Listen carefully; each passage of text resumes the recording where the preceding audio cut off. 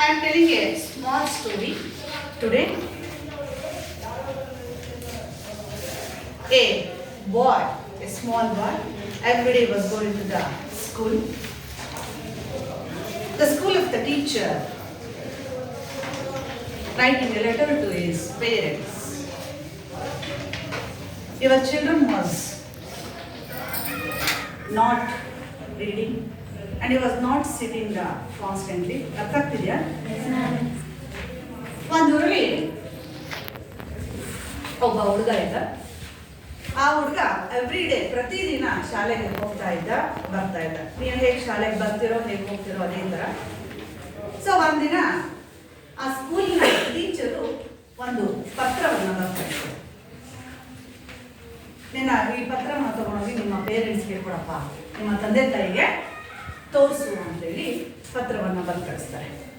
So ಆ ಹುಡುಗ ಹೇಗಿದ್ದಂದರೆ ತುಂಬ ಓದ್ತಾ ಇರಲಿಲ್ಲ, ತುಂಬ ದೊಡ್ಡನೂ ಅಲ್ಲ, ಮೀಡಿಯಮ್ಗೆ ಇರ್ತಾ ಇದ್ದ. ಸೊ ಅವರು ಪತ್ರದಲ್ಲಿ ಒಂದು ಲೆಟರನ್ನು ಕೊಟ್ಬಿಟ್ಟು ಅವ್ರ ತಾಯಿಗೆ, ನಿಮ್ಮ ತಾಯಿಗೆ ಅಥವಾ ನಿಮ್ಮ ತಂದೆಗೆ ಯಾರಿಗಾರ ಮನೆಯಲ್ಲಿ ತೋರಿಸು ಅಂತೇಳಿ ಕಳಿಸ್ತಾರಂತೆ. ಆ ಹುಡುಗ ತೊಗೊಂಡ್ಬಂದ್ಬಿಟ್ಟು ಆ ಪತ್ರವನ್ನು ಅಮ್ಮನಿಗೆ ತೋರಿಸ್ತಾನೆ. ಅಮ್ಮ ಪತ್ರ ಓದ್ತಾ ಓದ್ತಾ ಓದ್ತಾ ಬಿಡ ಹರಿತಾ ಹೋಗಿದೆ. ಆ ಹುಡುಗ ಬಂದು ಕೇಳ್ತಾನಂತೆ, ಯಾಕಮ್ಮ ಯಾಕೆ ಕಲಿತಾ ಇದೆಯಾ, ಏನಂತ ಬಂದಿದ್ದಾರೆ ನಮ್ಮ ಟೀಚರು, ಆ ಒಂದು ಪತ್ರದಲ್ಲಿ ಏನಿದೆ ಅಂತೇಳಿ ಕೇಳ್ತಾನಂತೆ. ಆ ತಾಯಿ ಹೇಳ್ತಾರಂತೆ, ನೀನು ತುಂಬ ಚೆನ್ನಾಗಿ ಓದ್ತಿರಂತೆ, ನೀನು ತುಂಬ ಬ್ರಿಲಿಯಂಟ್ ಅಂತೆ. ನೀನು ಇರೋವಂಥ ಬ್ರಿಲಿಯಂಟ್ಗೆ ನಮ್ಮ ಶಾಲೆ ಅಷ್ಟೊಂದು ಫಾರ್ವರ್ಡ್ ಇಲ್ಲ.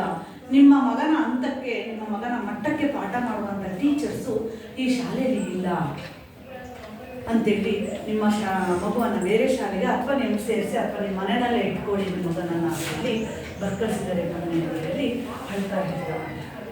ಮಗ ಸಣ್ಣವನು ಗೊತ್ತಾಗಲ್ಲ, ಸುಮ್ಮನೆ ಹಾಕೋಣಂತೆ. ಸ್ವಾಮಿ ಥರ ಇರೋವಂಥ ಹುಡುಗ ಅಂತ ಅನ್ಬೋದು, ಏನೂ ಗೊತ್ತಾಗಲ್ಲ, ಸುಮ್ಮನೆ ಹೀಗೆ ಬೆಳೀತಾ ಬೆಳೀತಾ ಒಬ್ಬ ಗಂಡಿನ ಯಶಸ್ಸಿನಿಂದ ಅಥವಾ ಒಬ್ಬ ಹುಡುಗನ ಯಶಸ್ಸಿನ ಹಿಂದೆ ಒಬ್ಬ ಹುಡುಗಿ ಇರ್ತಾಳೆ ಅನ್ನುವಂಥ ಮಾತಾಗೆ ಅವನ ಯಶಸ್ಸಿನ ಹಿಂದೆ ಅವರ ತಾಯಿ ನಿಂತ್ಕೊಳ್ಳುವ. ಮನೆಗೆ ಕೂತ್ಕೊಂಡ, ಮನೆಗೆ ಓದ್ತಾನ, ಮನೆಗೆ ಓದೋದು, ಅವನ ತಾಯಿನೇ ಮೊದಲ ಶಾಲೆ, ಮನೆಯೇ ಮೊದಲ ಪಾಠಶಾಲೆ ಅನ್ನೋ ಹಾಗೆ ಅವನನ್ನು ಮನೇಲಿ ಓದಿಸ್ತಾರಂತೆ, ಬೆಳೆಸ್ತಾರಂತೆ. ಹೀಗೆ ಹೋಗ್ತಾ ಹೋಗ್ತಾ ದೊಡ್ಡವನಾಗ್ತಾನಂತೆ. ದೊಡ್ಡನಾಗಿ ಹಲವಾರು ಆವಿಷ್ಕಾರಗಳನ್ನು ಮಾಡ್ತಾನೆ, ಹಲವಾರು ಸಂಶೋಧನೆಗಳನ್ನು ಮಾಡ್ತಾನಂತೆ. ಹೀಗೆ ಹೋಗ್ತಾ ಹೋಗ್ತಾ ದೊಡ್ಡನಾಗ್ತಾನಂತೆ. ಅವ್ರ ತಾಯಿ ವಯಸ್ಸಾಗುತ್ತಂತೆ. ಒಂದಿನ ಅವ್ರ ತಾಯಿ ಸತ್ತೋಗ್ಬಿಡ್ತಾರಂತೆ. ಹೀಗೆ ಅವನು ಅಷ್ಟೊತ್ತಿಗೆ ಒಬ್ಬ ದೊಡ್ಡ ವ್ಯಕ್ತಿಯಾಗಿ ಬೆಳೆದಿರ್ತಾನೆ. ದೊಡ್ಡ ಎಲ್ಲರೂ ಪ್ರಪಂಚದಲ್ಲಿ ಗುರುತಿಸುವಂಥ ಒಬ್ಬ ಮಹಾನ್ ವ್ಯಕ್ತಿ ಆಗ್ತಾನೆ ಆ ಹುಡುಗ. ಹೀಗೆ ಒಂದಿನ ಮನೆಯನ್ನೆಲ್ಲ ಕ್ಲೀನ್ ಮಾಡೋಣ ಅಂತೇಳಿ ಮನೆಯಲ್ಲಿದ್ದಂಥ ಹಳೆ ವಸ್ತುಗಳನ್ನೆಲ್ಲ ನಾವೆಲ್ಲ ತೆಗೆದು ಕ್ಲೀನ್ ಮಾಡ್ತೀವಲ್ವ. ಸೊ ಎಲ್ಲ ಸಾರ್ಟ್ ಔಟ್ ಮಾಡ್ತೀವಲ್ವ, ಎಲ್ಲ ವೇಸ್ಟ್ ವಸ್ತುಗಳನ್ನ. ಹೀಗೆ ಹಳೆ ವಸ್ತುಗಳನ್ನೆಲ್ಲ ತೆಗಿತಾ ಇರ್ತಾನಂತೆ. ಅವನು ಚಿಕ್ಕವನಾಗಿದ್ದಾಗ ಟೀಚರ್ ಕೊಟ್ಟಿರ್ತಾರಲ್ಲ ಪತ್ರ, ಆ ಪತ್ರ ಸಿಗುತ್ತೆ. ಓ ಏನೋ ಪತ್ರ ಸಿಗ್ತಲ್ಲ ಅಂತ ಕ್ಯೂರಿಯಾಸಿಟಿಯಿಂದ ಇಟ್ಕೊಂಡು ಓದೋದಕ್ಕೆ ತಗೊಳ್ತಾನಂತೆ. ಆ ಪತ್ರ ಆ ಟೀಚರು ಅವನು ಸಣ್ಣವನಿದ್ದಾಗ ನನ್ನ ತಂದೆಗೆ ತಾಯಿಗೆ ಕೊಡೋದಕ್ಕೆ ಕಳಿಸಿದ್ರಲ್ಲ ಆ ಪತ್ರ. ಸೊ ಓದ್ತಾನಂತೆ. ಆ ಪತ್ರ ಕ್ಯೂರಿಯಾಸಿಟಿಯಿಂದ ತಗೊಂಡು ಓದೋಕ್ಕೆ ಸ್ಟಾರ್ಟ್ ಮಾಡ್ತಾನೆ. ಫುಲ್ ಅವನಿಗೆ ಆಶ್ಚರ್ಯ ಆಗುತ್ತೆ. ಏನಪ್ಪ ಅಂದಾಗ ಆ ಪತ್ರದಲ್ಲಿ ಬರೆದಿತ್ತು. ಓದ್ತಾನಂತೆ, ನಿಮ್ಮ ಮಗ ಪೂರ್ತಿ ದೊಡ್ಡ, ಅವನಿಗೆ ಏನೂ ತಿಳುವಳಿಕೆ ಇಲ್ಲ, ಅವನಿಗೆ ಪಾಠ ಮಾಡೋದಕ್ಕೆ ನಮ್ಮ ಕೈಲಿ ಆಗಲ್ಲ, ದಯಮಾಡಿ ಅವನನ್ನು ನೀವು ಮನೆಯಲ್ಲೇ ಇಟ್ಕೊಳ್ಳಿ ಅಂತೇಳಿ ಆ ಪತ್ರದಲ್ಲಿ ಬಂದಿದ್ದಾರೆ. ಸೊ ಆದರೆ ಅವತ್ತು ಅವರ ತಾಯಿ ಆ ಪತ್ರದಲ್ಲಿ ಏನಿತ್ತು ಅಂತ ಹೇಳಿದ್ರು, ನೀನು ತುಂಬ ಬುದ್ಧಿವಂತ, ನಿನ್ನ ಮಟ್ಟಕ್ಕೆ ನನಗೆ ಪಾಠ ಮಾಡೋದಕ್ಕಾಗಲ್ಲ, ಮನೇಲಿ ಇಟ್ಕೊಳ್ಳಿ ಅಂತ. ಅಂದರೆ ಅದರಲ್ಲಿ ಇದ್ದಂತಹ ನೆಗೆಟಿವ್ ಥಾಟ್ಸ್ಗಳನ್ನು, ನೆಗೆಟಿವ್ ಪಾಯಿಂಟ್ಸ್ಗಳನ್ನು ಅವ್ರ ತಾಯಿ ಒಂದೂ ಅವನಿಗೆ ಹೇಳಿಲ್ಲ. ಸೊ ಎಂಥ ಪೇರೆಂಟ್ಸ್. ಸೊ ಅವನಿಗೆ ಆ ಥರ ಹೇಳ್ಬಿಟ್ರೆ ಅವ್ನು ಎಲ್ಲಿ ಅದನ್ನು ಮನಸ್ಸಲ್ಲಿ ಇಟ್ಕೊಂಡು ಸಂಪೂರ್ಣವಾಗಿ ಅವನು ಏನೋ ಓದ್ದಂಗೆ ಮನೇಲಿ ಕೂತ್ಕೊಂಡ್ಬಿಡ್ತಾನೋ, ಏನೋ ಅವನು ಮುಂದುವರಿಯೋದಿಲ್ಲ ಅಂತೇಳಿ ಅವರ ತಾಯಿ ಅದರಲ್ಲಿ ಇದ್ದಿದ್ದು ಒಂದೂ ನೆಗೆಟಿವ್ ಪಾಯಿಂಟ್ಸನ್ನು ಹೇಳಿಲ್ಲ. ಅವನಲ್ಲಿ ಬರೀ ಪಾಸಿಟಿವ್ ಆ್ಯಟಿಟ್ಯೂಡ್ಗಳನ್ನು, ಧನಾತ್ಮಕವಾದಂತಹ ಮಾತುಗಳನ್ನು ಹೇಳಿ ನೀನು ತುಂಬ ಜಾಣ ಅಂತೇಳಿ, ನೀನು ತುಂಬ ಜೀನಿಯಸ್ ಇದೆಯಾ, ನಿನ್ನ ಮಟ್ಟಕ್ಕೆ ಟೀಚರ್ಸ್ಗೆ ಪಾಠ ಮಾಡೋಕ್ಕಾಗಲ್ಲಂತೆ, ನಿನ್ನ ಮಗನಿಗೆ ಶಾಲೆ ಇದು ಉತ್ತಮವಲ್ಲ, ಅವನ್ನ ಮನೇಲಿ ಇಟ್ಕೊಳ್ಳಿ ಅಂತ ಬಂದಿದ್ರು ಅಂತ ಅವ್ರ ತಾಯಿ ಇಡೀ ಪತ್ರದ ಸಾರಾಂಶವನ್ನು ಏನು ಮಾಡಿದ್ರು ಚೇಂಜ್ ಮಾಡಿ ಹೇಳಿದರು. ಸೊ ಹೀಗೆ ಆ ಪತ್ರವನ್ನು ನೋಡ್ಬಿಟ್ಟು ಅವನು ಬಹಳ ಬೇಜಾರಾಗ್ಬಿಡ್ತಾನೆ. ಸೊ ನಮ್ಮ ತಾಯಿ ಅವತ್ತು ಈ ರೀತಿ ಹೇಳಿದ್ರೆ ನಾನು ಏನಾಗ್ತಿದ್ನೋ ಏನೋ, ನನ್ನಲ್ಲಿ ಅಂತಹ ಗುಣಗಳನ್ನು ಅವರು ತುಂಬಿಲ್ಲ, ಎಷ್ಟು ಧನಾತ್ಮಕವಾದಂಥ ಪಾಸಿಟಿವ್ ಆಟಿಟ್ಯೂಡ್ಗಳನ್ನು ನನ್ನಲ್ಲಿ ತುಂಬಿದ್ದು ಅಂತೇಳಿ ಖುಷಿ ಪಡ್ಕೊಂತ ಹಿಂಗಾಯಿತು ಅಂತೇಳಿ ಇವತ್ತು ನಾನು ಇಷ್ಟು ಮಟ್ಟಕ್ಕೆ ಬರ್ತಿದ್ನೋ ನೀವು ಅಂತೇಳಿ ಅವನು ಆಲೋಚನೆ ಮಾಡ್ಕೊಂತ ತನ್ನ ಅಮ್ಮನನ್ನು ಜ್ಞಾಪಿಸ್ಕೊಂಡು ಅಳ್ತಾನಂತೆ. ಅಷ್ಟೊತ್ತಿಗಾಲೆ ಅಮ್ಮ ಹೊರಟೋಗಿದ್ಲು, ಅಮ್ಮ ಇರಲಿಲ್ಲ ಅವನ ಎದುರಿಗೆ. ಹಳೆಯ ಸಾಮಾನುಗಳನ್ನು ನೋಡಿದ್ರೆ ಆ ಪತ್ರ ಸಿಕ್ಬಿಟ್ಟು ಅಂತಾನೆ. ಇವತ್ತು ಆಗ ಅವನ ಶಿಕ್ಷಕರು ಈ ರೀತಿ ಬರೆದು ಕಳಿಸಿದ್ರ, ಯಾಕೆಂದರೆ ಅವನೊಬ್ಬ ಮಂದ ಬುದ್ಧಿ ಹುಡುಗ ಆಗಿರ್ತಾನೆ. ಅವನಿಗೇನೋ ಓದಿದ್ದನ್ನು ಏನೋ ಹೇಳಿದ್ದನ್ನು ತಿಳ್ಕೊಳ್ಳುವಂಥ ಒಂದು ಜ್ಞಾನ ಅಥವಾ ಬುದ್ಧಿ ಅವನಲ್ಲಿ ಇರೋದಿಲ್ಲ ಅಂತ ಒಬ್ಬ ಮಹಾನ್ ಜ್ಞಾನಿ ಬೆಳೆದ್ಬಿಟ್ಟು ದೊಡ್ಡನಾಗಿ ಒಬ್ಬ ದೊಡ್ಡ ವಿಜ್ಞಾನಿ ಆಗ್ತಾನಂತೆ, ಆವಿಷ್ಕಾರವನ್ನು ಮಾಡ್ತಾನಂತೆ. ಆ ಆವಿಷ್ಕಾರ ಮಾಡಿದಂಥ ಒಬ್ಬ ದೊಡ್ಡ ವಿಜ್ಞಾನಿಯೇ Thomas Alva Edison. Thomas Alva Edison was invented the electric bulb. was invented electric bulb.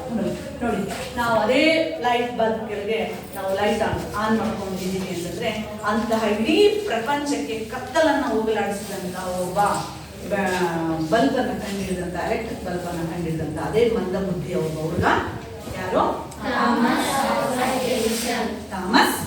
ಆಲ್ವಾ ಎಡಿಸನ್. ಅವರ ತಂದೆ ತಾಯಿಯ ಒಂದು ಪ್ರೇರೇಪಣೆ, ತಂದೆ ತಾಯಿಯ ಒಂದು ಪಾಸಿಟಿವ್ ಆಟಿಟ್ಯೂಡ್ಗಳಲ್ಲಿ ಅವರು ಬದಲಾದಂಥ ಒಬ್ಬ ಮಹಾನ್ ವ್ಯಕ್ತಿ. ಇವತ್ತು ಇಡೀ ಪ್ರಪಂಚವನ್ನು ಕತ್ತಲಿಂದ ದೂರ ಮಾಡಿದಂಥ ಒಬ್ಬ ಮಹಾನ್ ಸೈಂಟಿಸ್ಟ್, ವಿಜ್ಞಾನಿ ಇವರೇ ಥಾಮಸ್ ಆಲ್ವಾ. ಒಂದು ಕೈಯಲ್ಲಿ ಒಂದು ಬಲ್ಬ್ ಇಟ್ಕೊಂಡಿದ್ದಾರೆ ನೋಡಿ ಅಲ್ವಾ. ಸೊ ಇವರೇ ಆ ಥಾಮಸ್ ಆಲ್ವಾ. ಮಂದ ಬುದ್ಧಿಯ ಒಬ್ಬ ಶಾಲೆಗೆ ಹೋಗದಾನೆ, ಶಾಲೆಯಿಂದ ಹೊರಗುಳಿದು ಮನೆಯಲ್ಲೇ ಪಾಠ ಕಲಿತಂಥ ಒಬ್ಬ ಮಹಾನ್ ವಿಜ್ಞಾನಿ ಥಾಮಸ್ ಆಲ್ವಾ ಎಡಿಸನ್. ಅರ್ಥ ಆಯ್ತಾ? ಸೊ ಇದೇ ರೀತಿಯಾದಂಥ ಒಬ್ಬ ವಿಜ್ಞಾನಿ ಇವತ್ತು ನಿಮ್ಮ ಪಾಠದಲ್ಲಿ ಬರುವಂಥ ಒಬ್ಬ ಮಹಾನ್ ವಿಜ್ಞಾನಿ. ಇವಾಗ the first Nobel prize, the Indian first Nobel prize ಅಂತಾನೆ 1930 ಪಡೆದಂಥ ಒಬ್ಬ ಮಹಾನ್ ವಿಜ್ಞಾನಿ ಎನ್ನುವಂಥ ಪಾಠ ಸರ್ ಸಿ ವಿ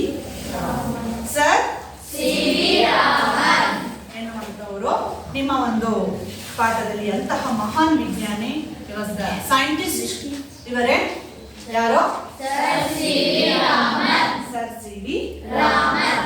ಭಾರತದ ಹೆಮ್ಮೆಯ ವಿಜ್ಞಾನಿ, ಭಾರತ ಮಾತೆಯ ಮಗ ಅಂದ್ರೆ ಅವರಿಗೆ ತಪ್ಪಿಲ್ಲ. ಭಾರತಕ್ಕೆ ನೊಬೆಲ್ ಅವಾರ್ಡ್ ಅನ್ನು ತಂದುಕೊಟ್ಟಂತ ಒಬ್ಬ ಮಹಾನ್ ವಿಜ್ಞಾನಿ ಸರ್ ಸಿ ವಿ. ಸೊ ಈ ಸರ್ ಸಿ ವಿ ರಾಮನ್ ಬಗ್ಗೆ ಸ್ವಲ್ಪ ಪರಿಚಯವನ್ನು ಮಾಡ್ಕೊಳ್ತಾ ಅವರ ಬಗ್ಗೆ ತಿಳ್ಕೊಳ್ಳುವಂತ ಒಬ್ಬ ಪ್ರಯತ್ನವನ್ನು ಮಾಡ್ತಾರೆ. ಸೊ ಇಲ್ಲಿ ಸರ್ ಸಿ ವಿ ರಾಮನ್ ತರ, ಥಾಮಸ್ ಆಲ್ವಾ ಎಡಿಸನ್ ತರ ಹಲವಾರು ಜನ ವಿಜ್ಞಾನಿಗಳನ್ನ ನಾವು ನೋಡ್ಬೋದು. ಮೇರಿ ಕ್ಯೂರಿ ಆಗಿರ್ಬೋದು, ಜಗದೀಶ್ ಚಂದ್ರ ಬೋಸ್ ಇರ್ಬೋದು, ಮತ್ತೆ ನಿಮ್ಮ ಪಾಠದಲ್ಲಿ ಬರುವಂತಹ ಯಾರೋ ಸರ್ ಐಸಾಕ್ ನ್ಯೂಟನ್ ಇರ್ಬೋದು, ಹೋಮಿ ಜಹಾಂಗೀರ್ ಬಾಬಾ ಅವರು ಇರ್ಬೋದು, ಮತ್ತೆ ಜಗದೀಶ್ ಚಂದ್ರ ಬೋಸ್ ಇರ್ಬೋದು. ಹಲವಾರು ಜನ ವಿಜ್ಞಾನಿಗಳನ್ನ ನಾವು ನೋಡಬಹುದು.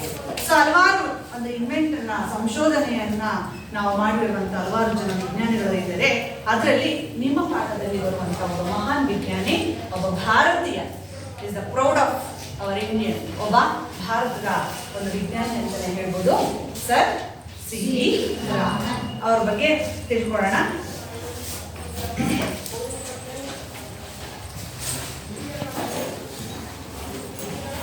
Sir C.V. Raman born on November 7, 1888 in Trichy. He was the son of Chandrasekhara Iyer and Parvati Amman. Chandrasekhara Iyer was a professor of physics at Hindu College, Visakhapatnam. Raman studied there at Hindu College, High School. He was very much interested in science from his boyhood days. Even as a boy, he had made the model of dynamo. During his school days, he borrowed science books from college studies and read them. Thus, from his early days, he showed great interest in science. Unfortunately, he used to fall sick every now and then, and he was not able to to able to attend the school regularly. Able to school attend regularly. ಓದಿ ಇದನ್ನ ಜೋರಾಗಿ. Sir C.V. Raman was born on November 7, 1888 in Trichy. He was the son of Chandrasekhar Iyer and Parvati Ammal. Chandrasekhar Iyer was a professor of physics at Hindu College, Visakhapatnam. Raman studies there at the Hindu College High School. He was very much interested in science for his boyhood days. Even as a boy, he had made the model of dynamo. During his school days, he borrowed science books from college students and read them. Next. Thus, from his early days, he showed great interest in science. Unfortunately, he used to fall sick every now and then, and he was not able to attend school regularly. Yes. ಈ ಒಂದು ಪ್ಯಾರಾದಲ್ಲಿ first paragraph ಅಲ್ಲಿ ಕೆಲವೊಂದು difficult words ಅದನ್ನು ನಾವು ನೋಡ್ಬೋದು ಅಲ್ವಾ. So ಅದರಲ್ಲಿ ಕೆಲವೊಂದು ಡಿಫಿಕಲ್ಟ್ ವರ್ಡ್ಸ್ಗಳನ್ನು ನಾವು ನೋಡ್ಬೋದು. ಅದರಲ್ಲಿ ಯಾವುದೋ ಸಹ ಒಂದು ಪದಗಳ ಒಂದು ಪರಿಚಯವನ್ನ ಮಾಡೋಣ. ಇಲ್ಲಿ ಪ್ರೊಫೆಸರ್ ಯಾವುದಿದೆ? Professor.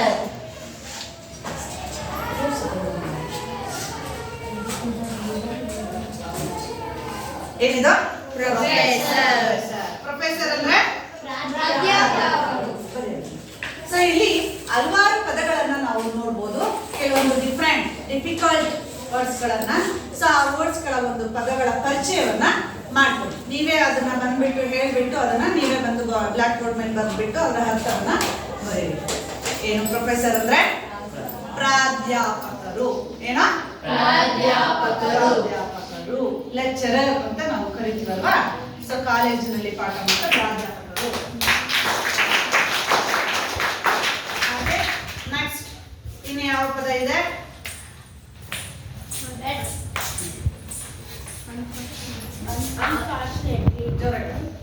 Unfortunately. Unfortunately. Yes, unfortunately. Fortunately. Unfortunately. Is the opposite words of the fortunately. Fortunately means ಅದೃಷ್ಟವಶ. Unfortunately means ದುರಾದೃಷ್ಟ. ದುರಾದೃಷ್ಟವಶ. ಸೊ ಇವೆಲ್ಲ ಈ ಒಂದು ಪ್ಯಾರಾದಲ್ಲಿ ಬರುವಂತ ಒಂದು ಡಿಫಿಕಲ್ಟ್ ವರ್ಡ್ಸ್, ಕಠಿಣ ಪದಗಳು. ದುರಾದೃಷ್ಟವಶ. ಹಾಗೆ ಇನ್ನೂ ಹಲವಾರು ಪದಗಳನ್ನ ನಾವು ನೋಡ್ಬೋದು ಇದರಲ್ಲಿ. ನೆಕ್ಸ್ಟ್ ಇದೆಯಲ್ಲಿ ಬಂದಿಲ್ಲ ಕ್ಲಾಪ್ ಮಾಡಿ.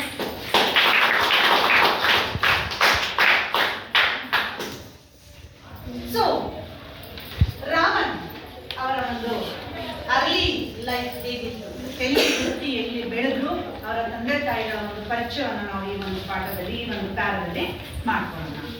Sir C.V. Raman was Born on November 7. ಎಷ್ಟರಲ್ಲಿ?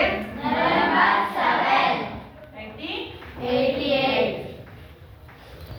1888 November 7. November 7th, 1880 was born on November 7 in Trichy. ಎಲ್ಲಿ? Trichy. In Trichy. ಯಾವ ಒಂದು ಸ್ಟೇಟ್ ಅಲ್ಲಿ ಬರುತ್ತೆ? ತಮಿಳುನಾಡಿನ ಟ್ರಿಚೈ ಎಂಬಲ್ಲಿ ಅವರ ಜನನ ಆಗುತ್ತೆ. ಇದು ಭಾರತದಲ್ಲೇ ಇದು ಬರುವಂತ ಸಬ್ ಇನ್ನೊಂದು ಸ್ಟೇಟ್ ತಮಿಳುನಾಡು. ಗೊತ್ತಿದೆ ಅಲ್ವಾ? ಸೊ ಆ ತಮಿಳುನಾಡಿನ ಟ್ರಿಚೈಯಲ್ಲಿ ಅವರು ಜನಿಸ್ತಾರೆ. He was the son of Chandrasekhar Iyer and Parvati Ammal. ಅವರ ಒಂದು ರಾಮನ್ ಅವರ ಪೇರೆಂಟ್ಸ್ ಯಾರ್ಯಾರು? ಚಂದ್ರಶೇಖರ ಅಯ್ಯರ್, ಪಾರ್ವತಿ ಅಮ್ಮಲ್. ಅವರ ತಂದೆ ಮತ್ತೆ ತಾಯಿ ಪಾರ್ವತಿ ಅಮ್ಮಲ್. ಕೇಳ್ತಾರೆ, ಕ್ವಶನ್ ಕೇಳ್ತಾರೆ. Who are Raman parents? Raman parents were Chandrasekhar Iyer, Parvati Ammal. Where was Raman born? He was born on Trichy. Where was Raman born? He was born on Trichy. When was Raman born?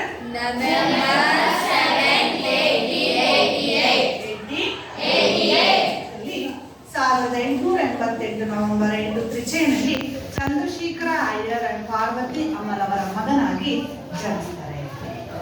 Chandrashekhara Iyer was a professor of physics at Hindu college. ಅವರ ತಂದೆ professor ಆಗಿದ್ರು.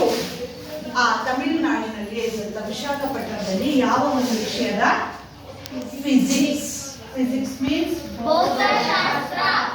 ಭೌತಶಾಸ್ತ್ರ. ನಿಮ್ಗೆಲ್ಲ ಇದೆಯಲ್ಲ, science ಅಲ್ಲಿ divide ಇದೆಯಲ್ಲ, ಏನಿದೆ science ಅಲ್ಲಿ ಯಾವ ಯಾವ ವಿಭಾಗಗಳು ಬರುತ್ತೆ? ಭೌತಶಾಸ್ತ್ರ, ಜೀವಶಾಸ್ತ್ರ, physics, chemistry and biology. Physics, chemistry and biology ಅನ್ನುವಂತಹ ಒಂದು 3 ವಿಭಾಗಗಳನ್ನು ನಾವು ಕಾಣ್ತೀವಲ್ಲ. ಅದರಲ್ಲಿ ಬರುವಂತಹ ಒಂದು ವಿಭಾಗ ಫಿಸಿಕ್ಸ್. ಅವರು ಲೆಕ್ಚರರ್ ಆಗಿ, ಪ್ರಾಧ್ಯಾಪಕರಾಗಿ ಎಲ್ಲಿ ವರ್ಕ್ ಮಾಡ್ತಾ ಇದ್ರು? ಹಿಂದೂ ಕಾಲೇಜಿನಲ್ಲಿ ನಮಗೆ ಚಂದ್ರಶೇಖರ ಅಯ್ಯರ್ ಅವರು ಕೆಲಸ ಮಾಡ್ತಾ ಇದ್ರು. ಎಲ್ಲಿ? ವಿಶಾಖಪಟ್ಟಣ. ಯಾವ ಊರಲ್ಲಿ? ತಮಿಳುನಾಡಿನ ವಿಶಾಖಪಟ್ಟಣದಲ್ಲಿ ಅವರು ಕೆಲಸವನ್ನು ಮಾಡ್ತಿದ್ದಂತ ನಾವು ನೋಡ್ಬೋದು. He was very much interest. Interest means ಆಸಕ್ತಿ. ಆಸಕ್ತಿ. ಅವರಿಗೆ ಸಿಕ್ಕಾಪಟ್ಟೆ ಆಸಕ್ತಿ ಇತ್ತಂತೆ. ಯಾವುದರಲ್ಲಿ? ಬಹಳ ಆಸಕ್ತಿ ಇರುವುದನ್ನ ನಾವು ಕಾಣ್ಬೋದು. Science from his boyhood days. ಚಿಕ್ಕ ವಯಸ್ಸಿನಲ್ಲಿ ಅವರಿಗೆ ವಿಜ್ಞಾನ, ಚಿಕ್ಕ ವಯಸ್ಸಿನಲ್ಲಿ ಅವರಿಗೆ ಸೈನ್ಸ್ ಅಂದ್ರೆ ತುಂಬಾ ಇಷ್ಟಪಟ್ಟು ಓದ್ತಾ ಇದ್ರು. ತುಂಬಾ ಆಸಕ್ತಿಯನ್ನ ನಾವು ಕಾಣ್ತಾ ಇತ್ತು. The Raman was studied at Hindu college. ಅವರು ಅದೇ ಕಾಲೇಜಲ್ಲಿ, ಇವರು ಕಾಲೇಜಲ್ಲಿ ಓದ್ತಾ ಇದ್ರು. ಕಾಲೇಜಲ್ಲಿ ಅವರಪ್ಪ ವರ್ಕ್ ಮಾಡ್ತಾ ಇದ್ರು. ಅದೇ ಅವರು ಹೈಸ್ಕೂಲಲ್ಲಿ ಅದೇ ಅವರು ಸಹ ಓದ್ತಾ ಇದ್ರು. ಹೈಸ್ಕೂಲು ಮತ್ತೆ ಕಾಲೇಜು ಏನೋ ಒಟ್ಟೊಟ್ಟಿಗೆ ಬೇರೆ ಬೇರೆ ಒಂದು ವಿಭಾಗಗಳಲ್ಲಿ ಹೈಸ್ಕೂಲ್ ಕಾಲೇಜು ಒಟ್ಟಿಗೆ ಇತ್ತು. ಅವರಲ್ಲಿ ಕಾಲೇಜಲ್ಲಿ ವರ್ಕ್ ಮಾಡ್ತಾ ಇದ್ರು. ಇವರು ರಾಮನ ಹೈಸ್ಕೂಲಲ್ಲಿ ಓದ್ತಾ ಇದ್ರು. ಅದೇ ಕಾಲೇಜಲ್ಲಿ ಅದೇ ಹೈಸ್ಕೂಲಲ್ಲಿ ಓದ್ತಾ ಇದ್ರು. ಅವನಿಗೆ ಸೈನ್ಸ್ ಅಂದ್ರೆ ಸಿಕ್ಕಾಪಟ್ಟೆ ಆಸಕ್ತಿ ಇತ್ತು ಚಿಕ್ಕ ವಯಸ್ಸಿನಿಂದ. ಇವನ್ ಎಸ್ ಎ ಬಾಯ್, ಅವ್ರು ಹುಡುಗ ಆಗಿದ್ರು ಸಹ ಈ had made the model of dynamo during his school times. Dynamo means it was the model of dynamo. Dynamo ಅಂತಂದ್ರೆ ವಿದ್ಯುತ್ ಚಾಲಿತವಾದಂತಹ ಒಂದು ಯಂತ್ರ. Dynamo means ವಿದ್ಯುತ್ ಚಾಲಿತ ಯಂತ್ರ. ಅಂದ್ರೆ ಒಂದು ಯಂತ್ರವನ್ನ ತಯಾರು ಮೂವ್ ಆಗ್ಬೇಕು, ರನ್ನಿಂಗ್ ಆಗ್ಬೇಕು ಅಂದ್ರೆ ಅದರ ಒಂದು ಡೈನಮೋ ಹೇಗೆ ಆ ವಿದ್ಯುತ್ ಅನ್ನು ಉತ್ಪತ್ತಿ ಮಾಡುವಂತಹ ಒಂದು ಮಷಿನ್ ಹೇಗೆ ಮುಖ್ಯನೋ ಹಾಗೆ ಇವನು ಸಹ ಚಿಕ್ಕ ವಯಸ್ಸಿನಲ್ಲಿ ಓದೋದ್ರಲ್ಲಿ ಆಸಕ್ತಿಯನ್ನ, ಇಂಟ್ರೆಸ್ಟ್ ಅನ್ನ ಸೈನ್ಸ್ ಬಗ್ಗೆ ತೋರಿಸ್ತಾ ಇದ್ದ. ಈ ಬಾರೋ ಮೀನ್ಸ್ ಪಡ್ಕೊಳ್ತಾ ಇದ್ದ, ತಗೊಳ್ತಾ ಇದ್ದ. ಸೊ ಬಾರೋ ಅಂತ ಕರೆಯೋದು. ಏನನ್ನ ಪಡೆದುಕೊಳ್ತಾ ಇದ್ದ ಅಂತಂದ್ರೆ ಈ borrowed science books from college students ಅಂತ ಹೇಳಿದ್ದಾರೆ. ಕಾಲೇಜ್, ಹೈಸ್ಕೂಲ್ ಕಾಲೇಜ್ ಒಟ್ಟೊಟ್ಟಿಗೆ ಇದ್ದಿದ್ರಿಂದ ಸೊ ಪಕ್ಕ ಇದ್ದಂತ ಹೈಸ್ಕೂಲ್ ಬುಕ್ ಎಲ್ಲ ಓದಿ ಮುಗಿಸ್ಬಿಟ್ಟು ಕಾಲೇಜ್ ಬುಕ್ಸ್ ಅನ್ನ ಇಸ್ಕೊಂಡು ಅವನು ಓದ್ತಾ ಇದ್ದ. ಬೇರೆಯವ್ರ ಹತ್ರ, ದೊಡ್ಡವ್ರ ಹತ್ರ, ಅಣ್ಣವ್ರ ಹತ್ರ ಹೋಗ್ಬಿಟ್ಟು ಸೈನ್ಸ್ ಬುಕ್ ಅನ್ನ ಇಸ್ಕೊಂಡ್ರೆ ಅದು ಅವನಲ್ಲಿ ಇದ್ದಂತ ಆಸಕ್ತಿ ದಿನೇ ಏನಾಗ್ತಾ ಇತ್ತು? ಹೆಚ್ಚಾಗ್ತಾ ಇತ್ತು. ಇನ್ನೂ ತಿಳ್ಕೊಳ್ಬೇಕು, ಇನ್ನೂ ಓದ್ಬೇಕು ಅನ್ನುವಂತಹ ಒಂದು ಆಸಕ್ತಿಯಿಂದ ಪುಸ್ತಕಗಳನ್ನ ಇಸ್ಕೊಂಡು ಓದ್ತಾ ಇದ್ದ. borrowed the science books. Thus, ಹೀಗೆ ಫ್ರಮ್ ಹಿಸ್ ಅರ್ಲಿ ಡೇಸ್, ಅವನ ಆರಂಭಿಕ ದಿನಗಳು ಹೀಗೆ ಸಾಕ್ತಾ ಇದ್ರು. ಸೊ ಆರಂಭಿಕ ದಿನಗಳನ್ನ ಹೀಗೆ ನಾವು ನೋಡ್ಬೋದಾಯ್ತು. ಇವನ್ ಅಟ್ ಏಜ್, ನಿಮ್ಮ ಏಜಲ್ಲಿ ಅವನು ಹೈಸ್ಕೂಲಲ್ಲಿ ಇದ್ದಂತಹ ಸಂದರ್ಭದಲ್ಲಿ. He shows the great interest in science. Unfortunately, used to fall sick every now and then. ಅವನು ನೋಡಿದ್ರೆ ಗೊತ್ತಾಗ್ತಾ ಇತ್ತು ಅವನ ಆಸಕ್ತಿಯನ್ನ, ಸೈನ್ಸ್ ಬಗ್ಗೆ ಎಷ್ಟು ಒಲವಿದೆ, ಎಷ್ಟು ಆಸಕ್ತಿ ಇದೆ, ಎಷ್ಟು ಇಂಟ್ರೆಸ್ಟ್ ಇದೆ ಅಂತ ಹೇಳಿ ತೋರಿಸ್ತಾ ಇತ್ತು.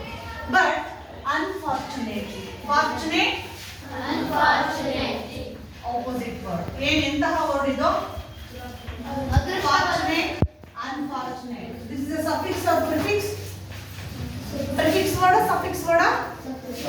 Prefix word. Fortunate, unfortunate. Free ಮೊದಲೇ ಸೇರಿಸಿರುವಂಥದ್ದು. Fortunate ಅಂದ್ರೆ ಅದೃಷ್ಟವಶಾತ್, unfortunate ಅಂದ್ರೆ ದುರಾದೃಷ್ಟ. ಸೊ ಅವನ ದುರಾದೃಷ್ಟಕ್ಕೇನೋ ಅವನಿಗೆ ಪ್ರತಿದಿನ ಶಾಲೆಗೆ ಹೋಗೋದಕ್ಕೆ, ಎವ್ರಿ ಡೇ ಶಾಲೆಗೆ ಹೋಗ್ಲಿಕ್ಕೆ ಆಗ್ತಾ ಇಲ್ಲ. ಯಾಕೆ ಹೋಗ್ತಾ ಇಲ್ಲಪ್ಪ ಅಂತಂದ್ರೆ was fallen sick every now and then. ಅವ್ನಿಗೆ ಹುಷಾರಿಲ್ದಂಗೆ ಆಗ್ತಾ ಇದೆ. ಸೊ ಅವ್ನು ಹುಷಾರಿಲ್ದಂಗೆ ಆಗಿ ಪ್ರತಿದಿನ ಶಾಲೆಗೆ ಹೋಗ್ಲಿಕ್ಕೆ ಆಗ್ತಾ ಇರಲಿಲ್ಲ. ಪ್ರತಿದಿನ ಶಾಲೆಗೆ ಹೋಗ್ಲಿಕ್ಕೆ ಆಗ್ತಾ ಇರೋದ್ರಿಂದ, ಕಾಯಿಲೆ ಬೀಳ್ತಿರೋದ್ರಿಂದ ಅವನಿಗೆ everyday he was not able to attend the school regularly. ಅಲ್ಲಿ ಶಾಲೆಗೆ ಪ್ರತಿದಿನ ಅಟೆಂಡ್ ಆಗಲಿಕ್ಕೆ ಆಗ್ತಾ ಇಲ್ಲ, ಕಾಯಿಲೆ ಬೀಳ್ತಾ ಇರೋದ್ರಿಂದ ಪದೇ ಪದೇ ಅವ್ರ ಮನೇಲಿ ಉಳ್ಕೊಳ್ಳುವಂತ ಒಂದು ಸಂದರ್ಭ ಬರ್ತಾ ಇದೆ. ಬಟ್ ಓದ್ಬೇಕು ಅಂದ್ರೆ ಬಹಳ ಆಸಕ್ತಿ, ಶಾಲೆಗೆ ಹೋಗ್ಬೇಕು ಅಂದ್ರೆ ಆಸಕ್ತಿ ಅವನಿಗೆ. ಎಕ್ಸ್ಟ್ರಾ ಪುಸ್ತಕಗಳನ್ನ ಓದ್ಬೇಕು, ಅದರಲ್ಲೂ ಸೈನ್ಸ್ ಪುಸ್ತಕಗಳನ್ನ ಓದ್ಬೇಕು ಅಂತ ಕಾಲೇಜವ್ರ ಹತ್ರ ಪುಸ್ತಕಗಳನ್ನ ಇಸ್ಕೊಂಡು ಅಮ್ಮ ಓದ್ತಾ ಇದ್ದ. ಅರ್ಥ ಆಗ್ತಿದ್ಯಾ? ಸೊ ಆ ಪುಸ್ತಕಗಳನ್ನ ಇಸ್ಕೊಂಡು ಓದ್ತಾ ಇದ್ದ. ಇನ್ನು ತಿಳ್ಕೊಳ್ಬೇಕು ಅನ್ನೋ ಒಂದು ಜ್ಞಾನ ಚಿಕ್ಕ ವಯಸ್ಸಿನಲ್ಲಿ ಅವನಿಗೆ ಹೈಸ್ಕೂಲ್ ಲೆವೆಲಲ್ಲೇ ಅವನಿಗೆ ಕಾಣಿಸ್ತಾ ಇತ್ತು. ಸೊ ಹೈಸ್ಕೂಲ್ ಲೆವೆಲಲ್ಲೇ ಕಾಣಿಸ್ತಿದ್ರು ಸಹ ಅದೆಷ್ಟು ಕಾಯಿಲೆ ಬಿದ್ದು ಅವನ ಶಾಲೆಗೆ ಹೋಗ್ಲಿಕ್ಕೆ ಅವಕಾಶ ಆಗ್ತಾ ಇಲ್ಲ. ಅರ್ಥ ಆಗ್ತಿದ್ಯಾ? ಸೊ ಈ ರೀತಿ ಇದು ಮೊದಲನೇ ಪ್ಯಾರದಲ್ಲಿ ಕಂಡುಬರುವಂತಹ ಒಂದು ಸಾರಾಂಶ ಸರ್ ಸಿ ವಿ ರಾಮನ್ ಅವರ. ಸೊ ಈ ಒಂದು ಪ್ಯಾರದಲ್ಲಿ ಒಂದು ಅಪೋಸಿಟ್ ವರ್ಡ್ಗಳನ್ನ ನಾವು ನೋಡ್ಬೋದು. ಆ ಅಪೋಸಿಟ್ ವರ್ಡ್ಗಳು ಏನು ಅಂತ ಹೇಳಿ ತುಂಬ ಹೇಳ್ತಾರೆ ನೋಡಿ.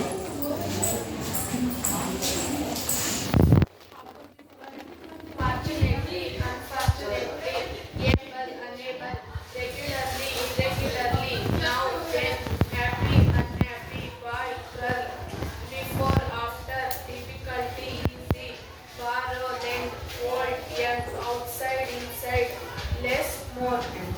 Fortunately, Fortunately, unfortunately, unfortunately, able, able, unable, unable, regularly, regularly, irregularly, irregularly, now, now, then, happy, happy, unhappy, unhappy, boy, boy, girl, girl, before, before, after, after, difficulty, difficulty, easy, easy, borrow, lend, lend, old, young, young, outside, outside, inside, less, more.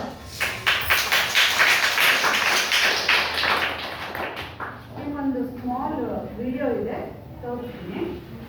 So ಇವರು scientist ಆಗಿರೋಂಥವ್ರು. ಇವರು ಯಾವ ರೀತಿ ಆದರೂ ಅನ್ನೋದು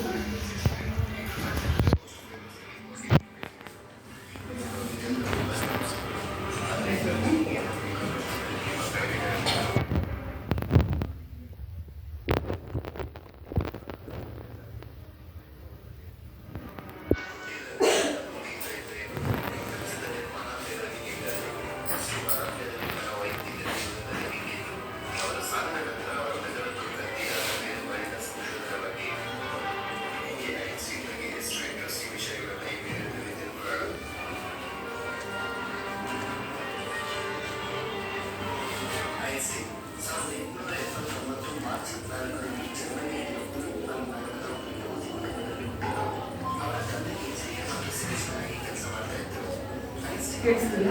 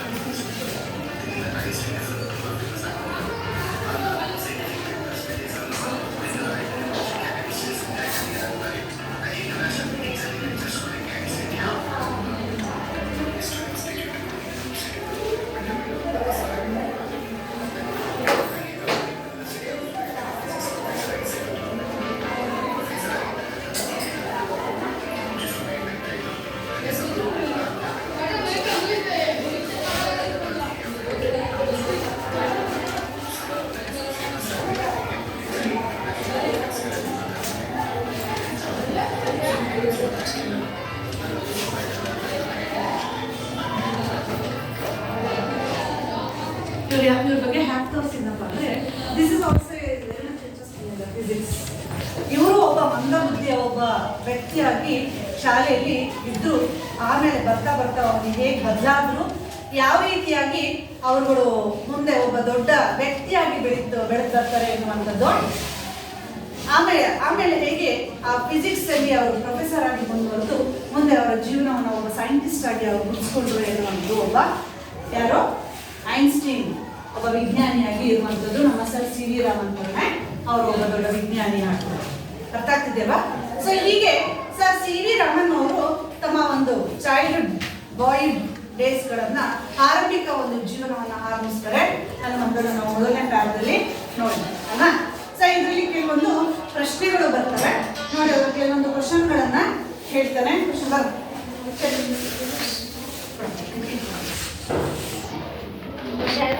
Where was Raman's born? Where was Raman born? ಈ ಕಡೆ ಕೇಳಿಸ್ಕೊಳ್ಳಿ, question ಕೇಳಿಸ್ಕೊಳ್ಳಿ. Yes answer. Rama born was Trichai. Raman was born in Trichai.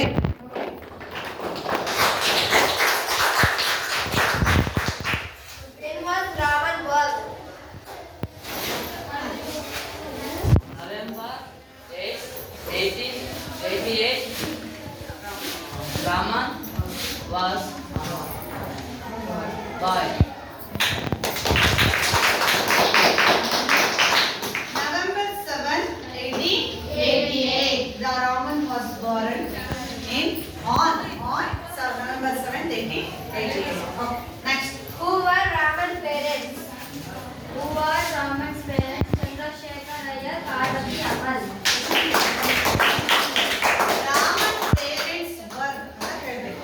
Raman parents were Chandrasekhar Iyer and Parvati Ammal. Why was Raman not able to attend school regularly? Raman was able to attend school regularly because he was fall sick.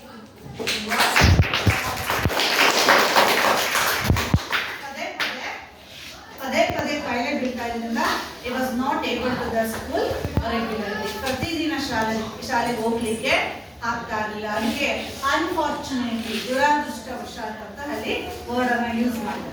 ಅರ್ಥ ಆಗ್ತಿದೆಯಲ್ಲ? So ಹೀಗೆ ಅವರ ಆರಂಭಿಕ ಜೀವನ ತಂದೆ ಮತ್ತೆ ತಾಯಿ ಅವರ ಪರಿಚಯ ಆಯಿತು. ಜೊತೆಗೆ ಅವ್ರು ಯಾವ ಶಾಲೆಯಲ್ಲಿ ಓದ್ತಾ ಇದ್ರು, ಹೇಗೆ ಅವ್ರಿಗೆ ಸೈನ್ಸ್ ಬಗ್ಗೆ ಇದ್ದಂತಹ ಒಂದು ಆಸಕ್ತಿಯನ್ನ ನಾವು ಈ ಒಂದು ಪಾಠದಲ್ಲಿ ಆರಂಭಿಕ ಒಂದು ಮೊದಲನೇ ಪ್ಯಾರಾಗ್ರಾಫ್ ಅಲ್ಲಿ ನಾವು ನೋಡೋದು.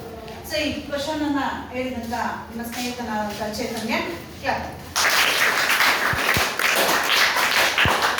ಮುಂದೆ ಇನ್ನು ಯಾವ ರೀತಿಯಾಗಿ ಅವರ ಒಂದು ವಿದ್ಯಾಭ್ಯಾಸ, ಯಾವ ರೀತಿಯಾಗಿ ಅವರು 10th ಅನ್ನ ಪಾಸ್ ಮಾಡ್ತಾರೆ, ಅಲ್ಲಿ ನಾವು ಮೆಟ್ರಿಕ್ಯುಲೇಷನ್ ಅಂತ ಹೇಳಿ ಒಂದು ಪಾಠದಲ್ಲಿ ಬರುತ್ತೆ.